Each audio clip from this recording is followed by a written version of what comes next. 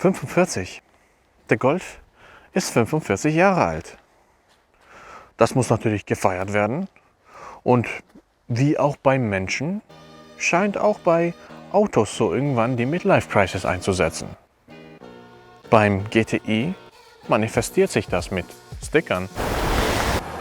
Die Clubsport-Varianten des Vorgängers entpuppten sich als wahre Performance-Hatchbacks. Gerade der Clubsport S mit 310 PS, neu abgestimmtem Fahrwerk und Handschaltung, aber ohne Rücksitze, war eine Macht auf der Nordschleife. Kein Wunder also adelte Evo diesen als den GT3 unter den Hatchbacks. Mit dem Facelift wurde der Clubsport in Rente geschickt und der TCR übernahm diese Rolle. Weniger Leistung, kein Handschalter und, da waren sich die Journalisten einig, nicht so besonders wie der Clubsport. Gleichzeitig hat die Konkurrenz aber nicht geschlafen. Und der da schon gar nicht. Der normale Clubsport bringt 55 zusätzliche Pferde mit und bringt das Total auf 300. Ein neuer Ansaugtrakt macht dies möglich. Dann gibt es einen Dachspoiler für Abtrieb und am unteren Ende eine neue Auspuffanlage mit extra Blähungen. Der Special-Modus für die Nordschleife gehört natürlich dazu. Für 4000 Franken mehr gibt es den 45 mit dem Racepack obendrauf, neue Felgen, extra Auspuffanlage, keine V-Max-Beschränkung mehr und schwarzes Dach und Spoiler. Und die Aufkleber. Wie passt also nun der neue in dieses ganze Schema? Auch wenn Clubsport auf der Verpackung steht, ist es mehr ein Nachfolger vom TCR. Kein total überholter GTI, sondern eher ein normaler GTI mit mehr PS, ein paar Extras und ohne Handschalter.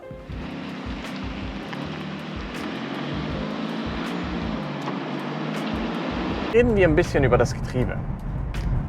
Es ist ja kein Geheimnis mehr, dass der Wählhebel und das Getriebe nicht mehr physisch verbunden sind bei modernen Autos. Und auch die Schaltpaddel sind nicht physisch mit dem Getriebe verbunden. Warum sage ich das? Nun ja, im GTI fühlt es sich ein bisschen so an, als wären die Schaltpaddel auf gar keine Art und Weise mit dem Getriebe verbunden. Warum dauert das Hochschalten so lange? Warum dauert das Hochschalten so lange? Und dann erst recht bei einem Doppelkuppler. Und warum ist das so wichtig? Das ist ein sportliches Auto. Es kann ja sein, dass man mal auf einer schönen Straße unterwegs ist und dann selber schalten möchte. Aber ich fürchte, so macht das nicht sonderlich viel Spaß. Und dann sind da noch die Schaltpaddel selber. Das sind nämlich die exakt selben Paddel wie bei meinem alten Touran auch. Die sind klein, nicht sonderlich angenehm zu bedienen und was noch schlimmer macht, ist die Tatsache, dass es schönere Schaltpaddel gäbe, bei den R-Modellen zum Beispiel.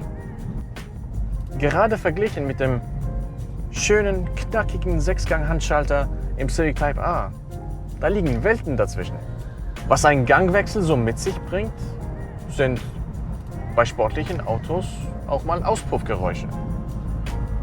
Und der GTI, wenn man vom Gas geht und im Sportmodus ist, dann gibt es schon ein bisschen Auspufflatulenz zu hören. Und manchmal knallt es dann auch ein bisschen. Ich bin zwar kein Fan davon,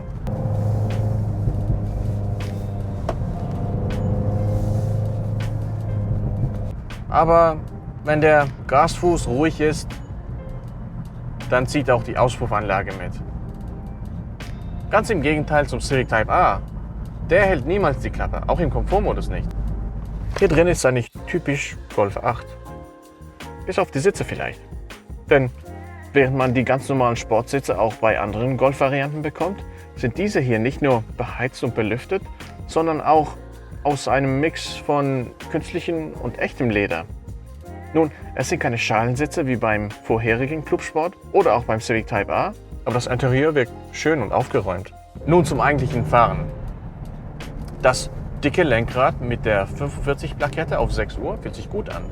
So ein bisschen im Gegensatz zur Lenkung selber. Gerade in engen Kurven ist es schwierig, den Lenkwinkel einzuschätzen.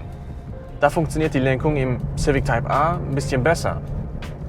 Aber um ehrlich zu sein, Nicht viele Autos haben eine Lenkung wie der Civic Type A. Und der GTI hat auch so ein bisschen den Nachteil, dass er auf Winterkontis läuft. Die schienen im Mazda MX-30 gut zu funktionieren, aber hier nicht so ganz. Der Motor ist der ganzen Sache schon eher gewachsen. Er ist zwar weniger drehfreudig als der Japaner, aber das Drehzahlband ist breiter und beginnt auch ein bisschen früher. Damit ist es gar nicht mal so einfach, den GTI zu überlisten. Der Civic mag zwar mehr Spaß machen, wenn man ihn ausdreht, aber der GTI ist schon ein bisschen alltagstauglicher.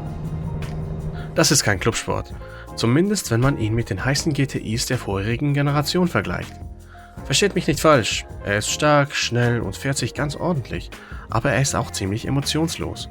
Falls eure Entscheidung schon feststeht und ihr wollt einen GTI, dann könnt ihr das Upgrade zum Clubsport in Betracht ziehen. Der Aufpreis ist gerechtfertigt. Falls ihr aber einen Tourenwagen für die Straße sucht, dann kann es nur der Civic Type A sein. Nichts kann sich aktuell mit ihm messen.